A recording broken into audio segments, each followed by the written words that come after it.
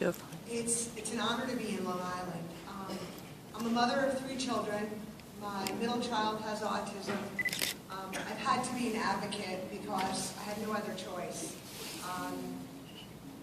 We all come to this in one way or another, and it's so impressive to see what's going on in Long Island. Westchester is activated as well.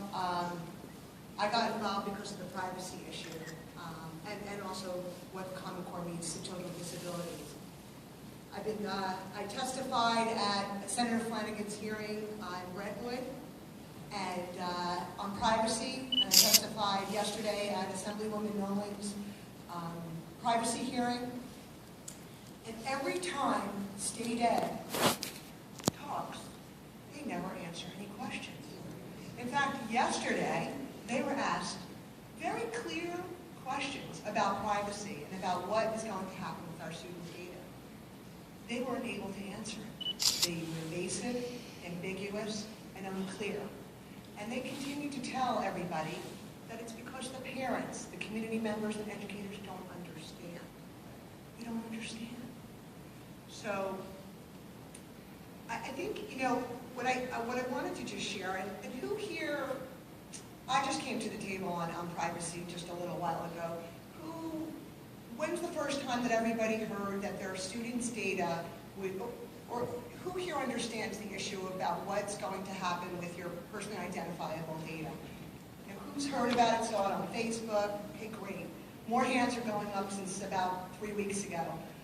So, as part of the Race to the Top agreement, a database was to be created where data was to be stored in a central database. And that database is called InBloom, which is an Amazon.com cloud. And so what that means is that it's a storage base. And local districts right now store a lot of data for their own use locally.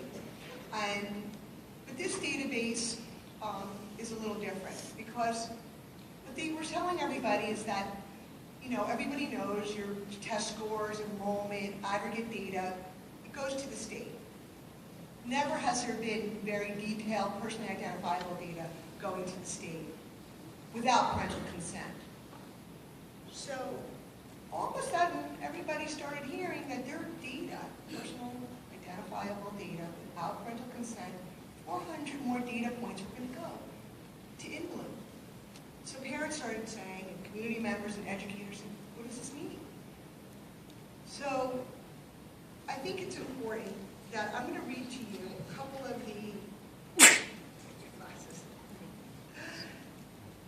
some of the data points, which are very chilling. And, I don't even have to read to them. I think I pretty much have memorized a lot of them. They want to know if there's a displaced homemaker at home, single parent, if your child has mental retardation. The list goes on. All these different identifiers. So one has to ask themselves, why do we need all this information? And they will tell you so we can have better outcomes.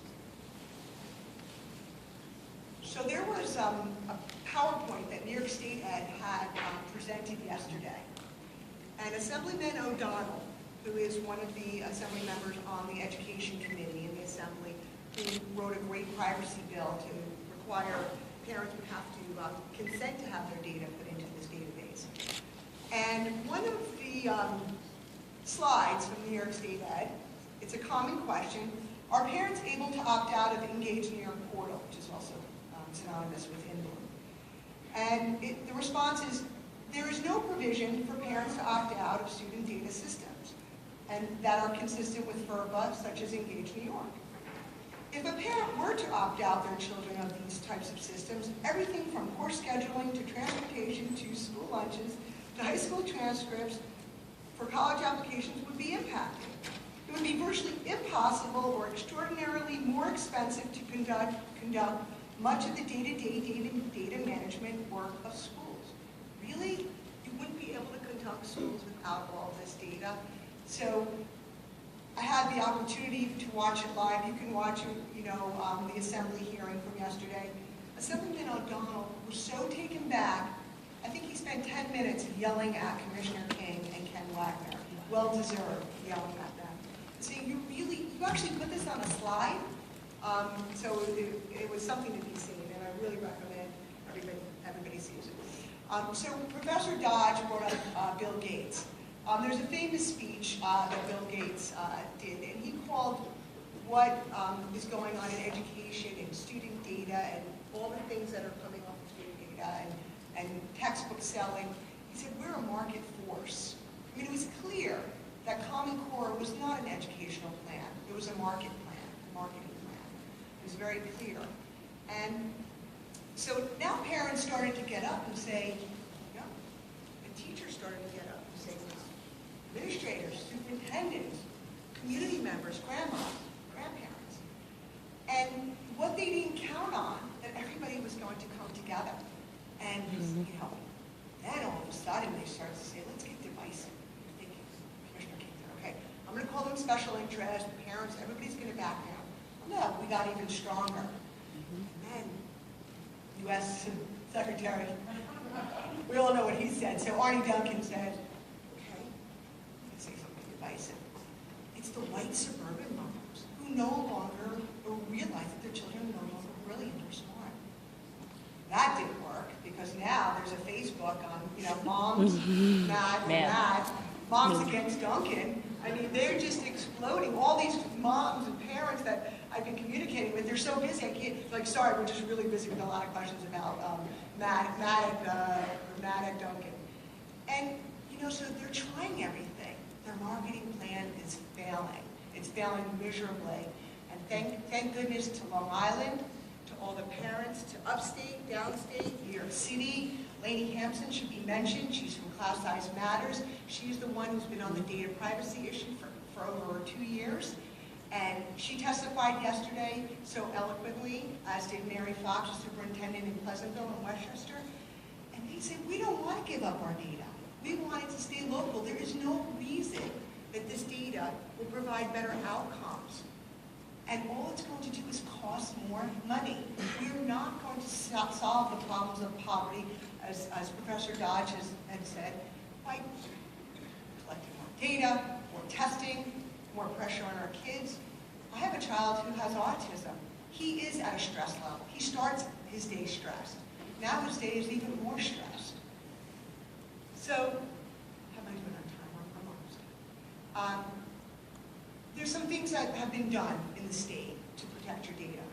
We've had some really brave superintendents give back the race to the top money, which was great, It was great, it was fantastic. A number of superintendents in Westchester, a number of superintendents in Long Island, and others have followed suit. But the state is still saying you still have to give your data. Okay, so what do we do? Then everybody said, okay, let's go back to that contract that New York State signed with Shared Learning Collaborative, which is now known as INBLUE. Wow, there's a deletion clause, and that's what Lainey Hampson from Class Size Matters now. So everybody wrote, Dr. Ella and a number of people wrote to INBLUE and said, you know what, we'd like our data deleted if you are going to upload it. So we're still not sure where that is. And 2 weeks ago, New York City parents started to put out, to sue the state, a lawsuit. It is sad that we have to take legislative and legal action because our state ed department is not listening. We've called as a New York State allies and everybody around the state. We've all gathered together and we said, we want John King to go. We'd like Merrill Tisch to step down. The legislators have the authority to diminish or expand the authority of the regions. And we're calling upon our legislators to do that. Because we're in a very pivotal time. But what they didn't count on, the parents of Long Island, that's for sure. And they didn't count on the state and the teachers and the administrators and everybody coming together and saying no. And I hope that by next November, I guess yes, you said November, right? Last November, so it's been a year. I hope next November, we're not sitting in these forums. We're with our children, and we are enjoying our children every single moment. So keep at it.